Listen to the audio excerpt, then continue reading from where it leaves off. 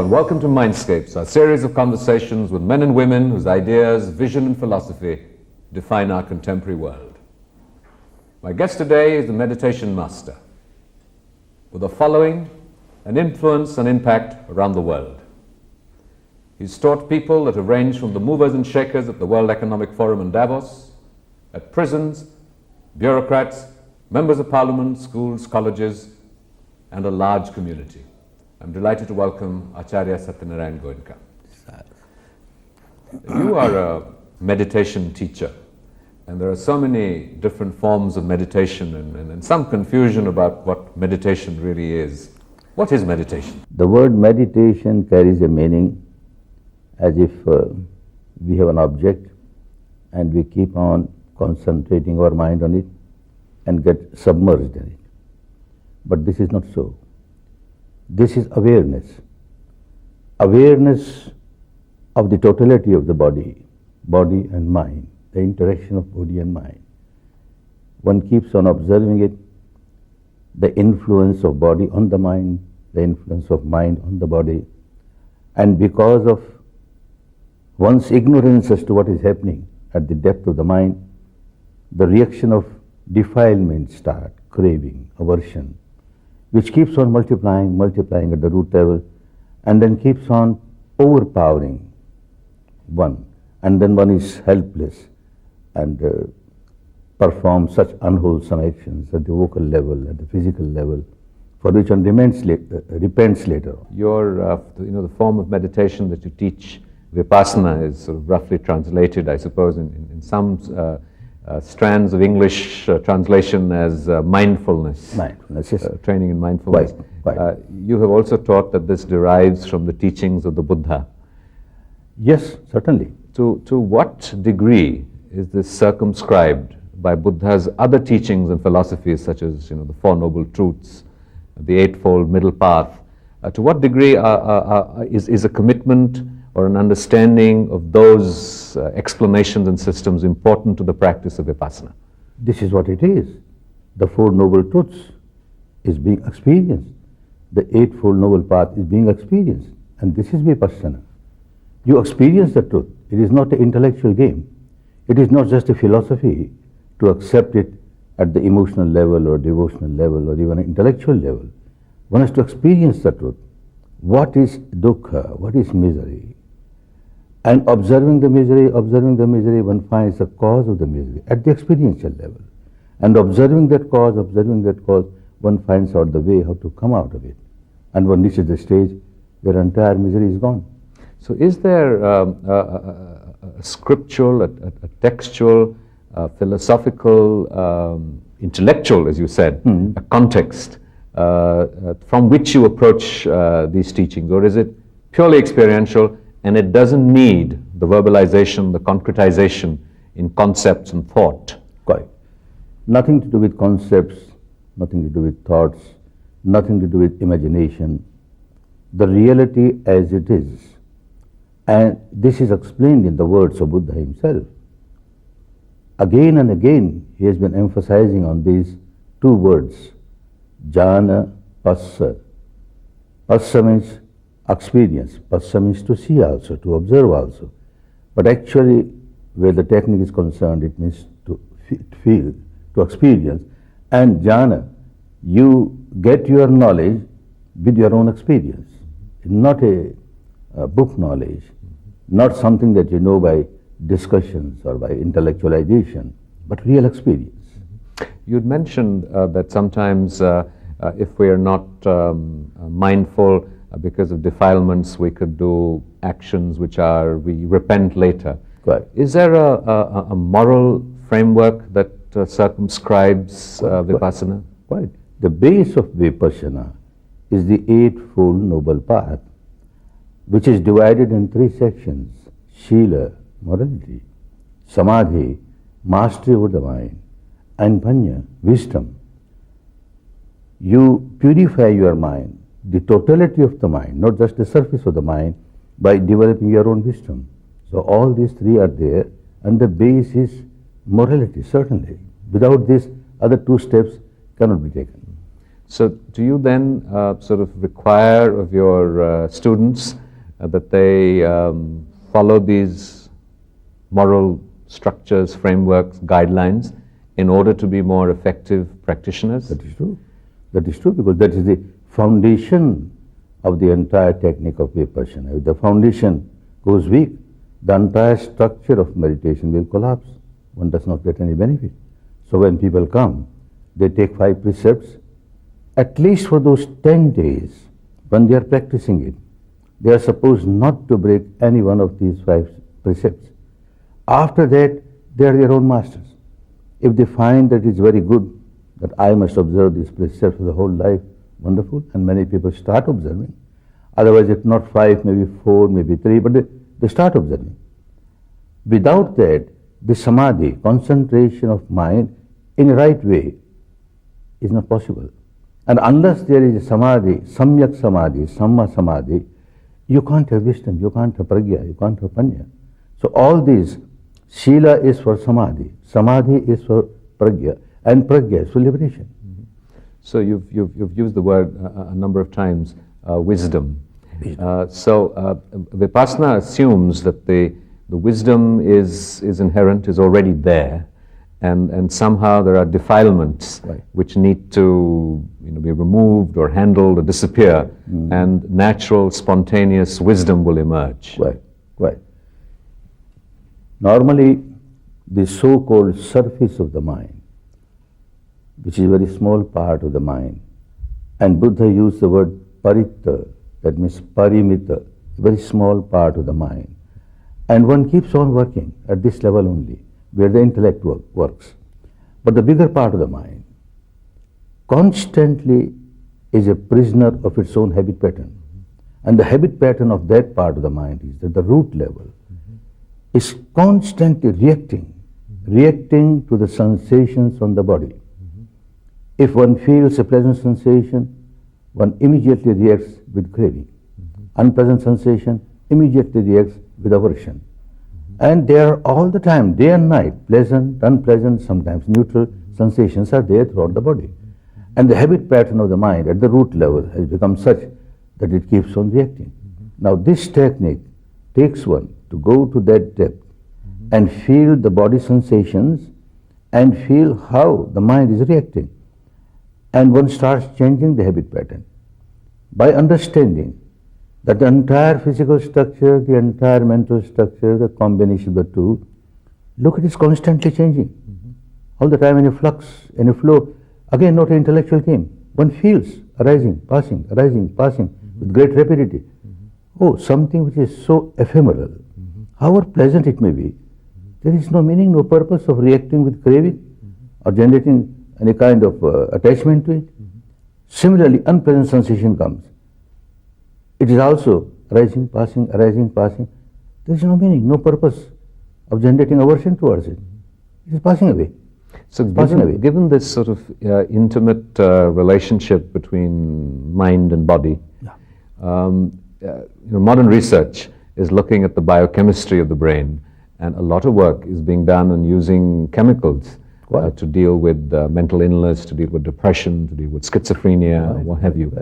How does Vipassana view the developments in the biochemistry of the brain, particularly in treating mental illness?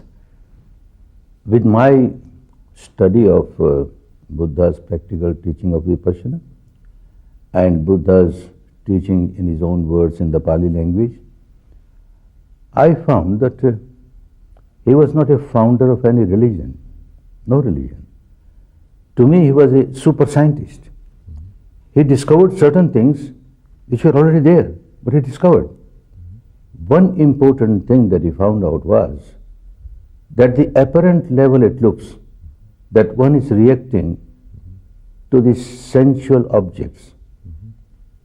When a shape, a form, a color comes in contact with the eyes, one reacts.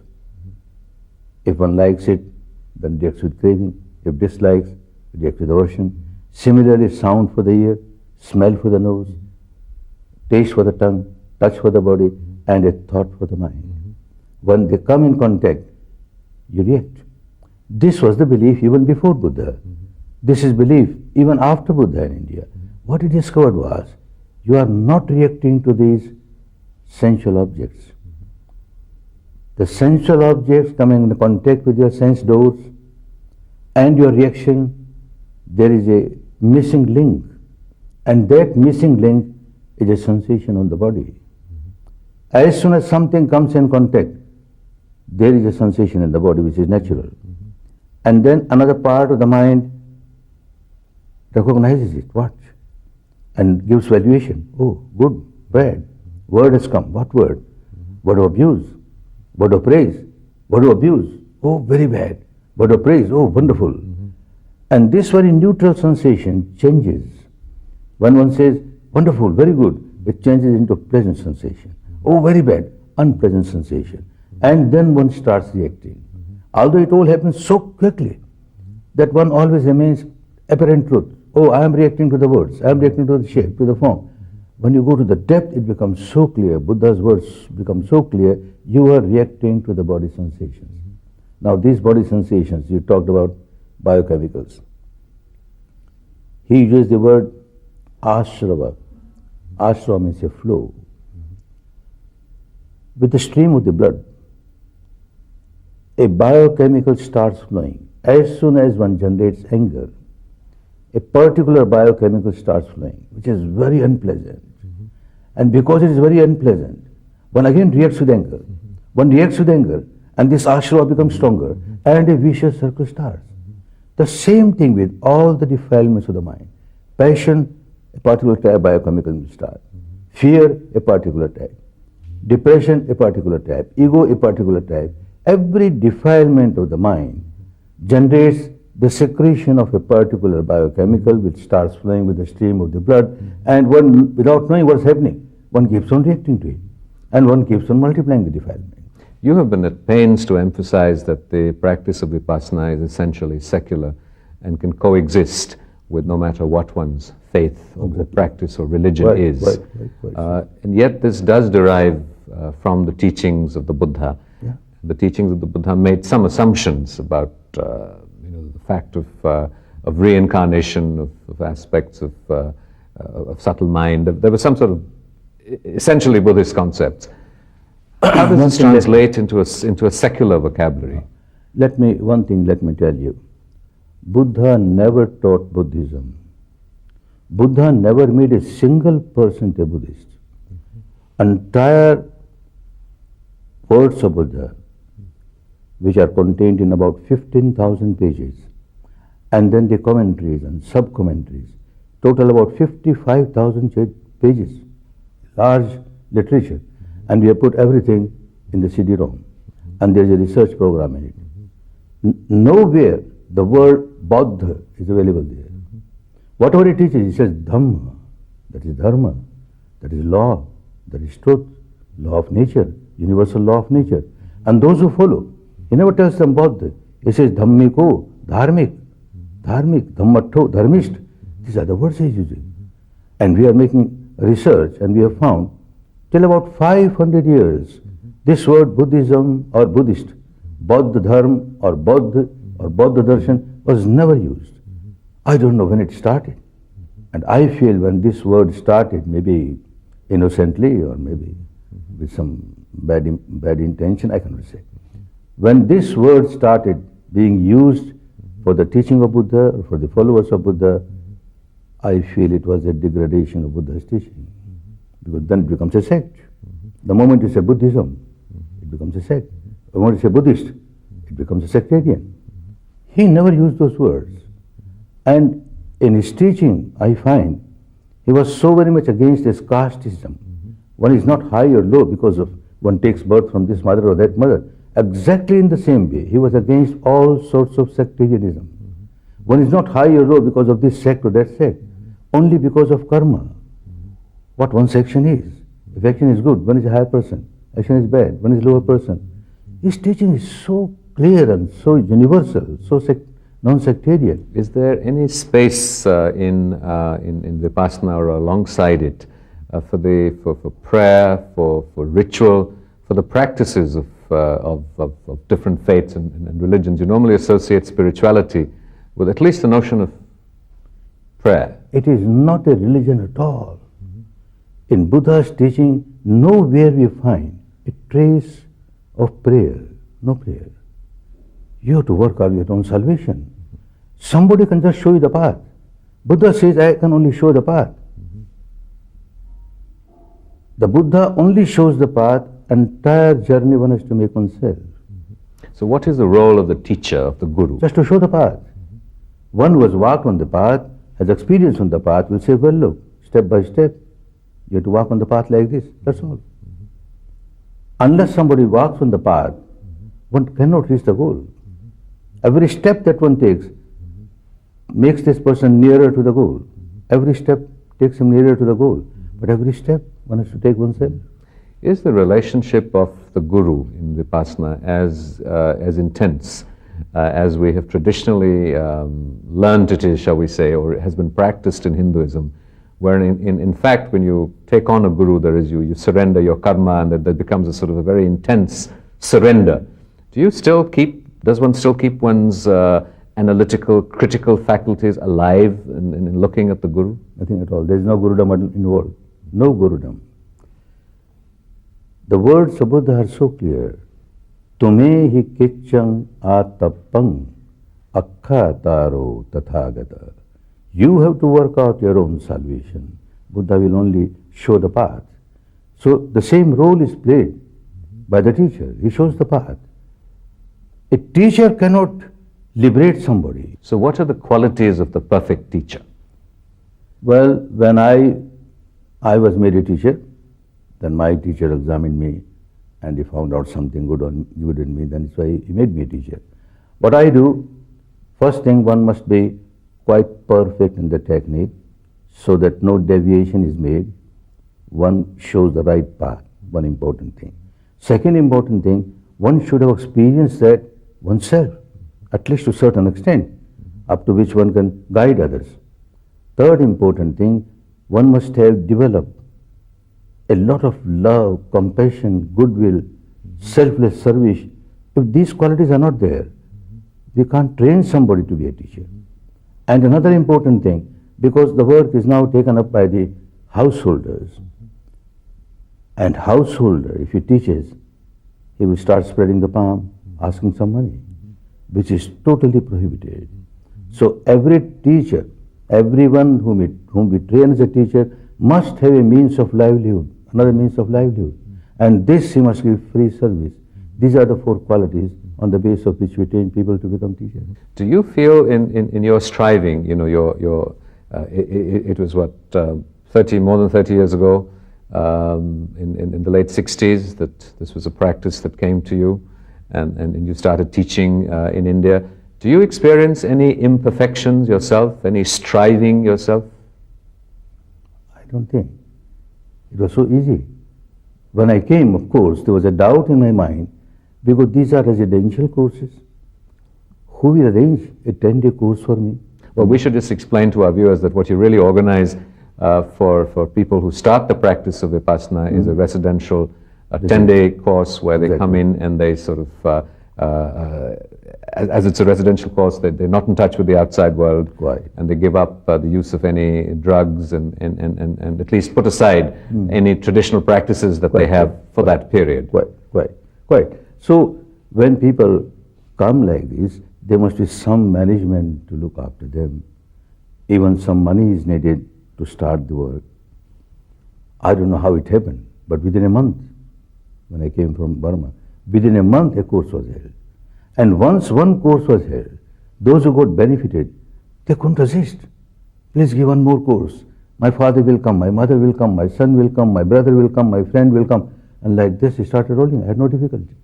I should also just go back and mention briefly and really ask you that you learned this teaching from a master in Burma at the time when you were struggling with what you thought was a psychosomatic ailment and used to get very severe headaches, and you went to this teacher to learn Vipassana to address a specific problem. And then what happened? If you could tell us briefly.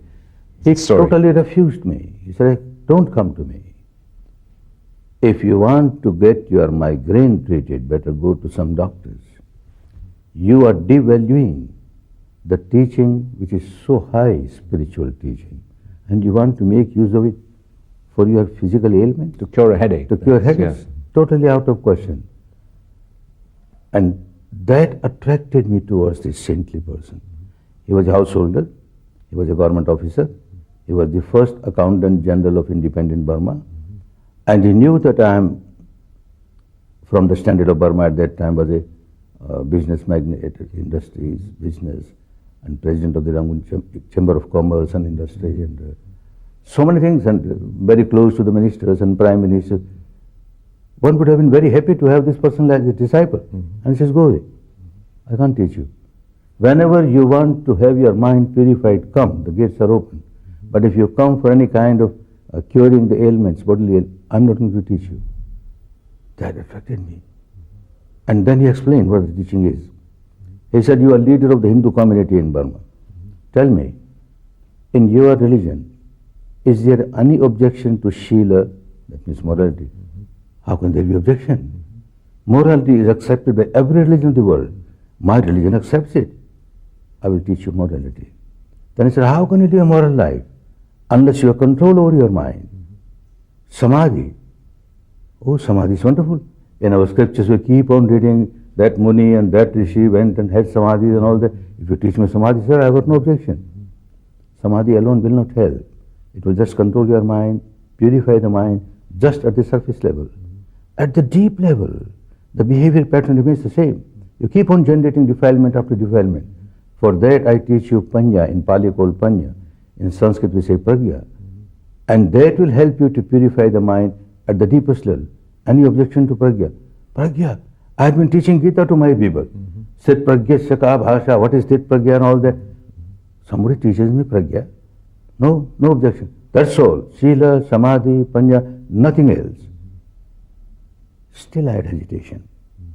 Hesitation was that this is Buddhism and this is Buddhist path. And these people don't believe in soul, they don't believe in God, they are Gnostic. If I become Gnostic, what will happen? I will go to hell. So, yes, sir, I will come. I will come, sir, but let me think over. It took me a few months more when I decided, let me give it a trial, let me see what happens. And then when I passed through it, I found this is applied Gita, practical Gita. Mere intellectual understanding the theory does not help. It gives inspiration, it gives guidance, but you can't get the fruits. Merely accepting truth at the devotional level is good. It gives inspiration, it gives guidance. It can't give fruits. It is the practical side which gives the fruit. And here, these people are teaching the practical aspect of Dharma that attracted me. And then the wonderful results that started coming. I was such an ego-centered person. And that made this migraine so severe. In my mid-20s, I was so successful in life. Unbelievable. And that pride and ego, look, I'm such an intelligent person. Oh, I'm like this, I'm like this. That ego made me a very short-tempered person. All the time, angry on this reason, angry for that, angry for this, and then repenting afterwards, why I should have said these words, why I did like this, I should not have done. Yet I continued. Change started coming even by the first course. And the defilement started passing away, passing away, passing away. I started living a very happy life, peaceful life. Then I took my friends and all. Perhaps some magic or miracle has been done, and that's why I'm getting this benefit. Why not you also try? Why not you also try? Hundreds of my Indian friends went to this teacher for the same result. You mentioned this aspect of happiness, and obviously, there are different notions of happiness, and that is part of the problem. That sort of the popular culture, the popular media will tell us that if you get the next best car, or you get a beautiful wife, or a handsome husband, or what have you, that you will somehow be happy. What is the notion of happiness? The happiness, which is because of these so-called sensual pleasures, we don't say that there is no happiness, because they are so ephemeral. And when you experience these happinesses, out of madness, out of ignorance, you develop tremendous amount of attachment to it. And this is not eternal. So what is eternal? What is the eternal Eternal happiness? is the equanimity of the mind, and the eternal is something beyond mind and matter. You start this real happiness with the equanimity of the mind. You try to maintain that equanimity as long at a stretch as possible. And then purifying the mind, you transcend the entire field of mind and matter. You transcend the entire field of sensorium. And that is the stage which is real happiness. Is that nirvana? Nirvana. One calls nirvana, one may call moksha, one may call mukti. Or if somebody wants to say God Almighty, all right. We are not here to quarrel with the words. Do you feel you have reached and experienced that stage? Well, to some extent, if I had not reached, I could not teach others. In this tradition, one does not say much about oneself. I simply say that I am a tremendously changed person from what I started 45 years ago. Do you have any aspirations, goals for yourself, which you just feel you have reached that stage of equanimity and you just carry on and surrender? That comes naturally, step by step. I won't have to strive for that. Now the goal is, I had a great misconcept about Buddha's teaching. We have great respect for Buddha. In my poetries in Hindi, I have used so laudable words about Buddha. Just like Rama, like Krishna, so Buddha, Avatara.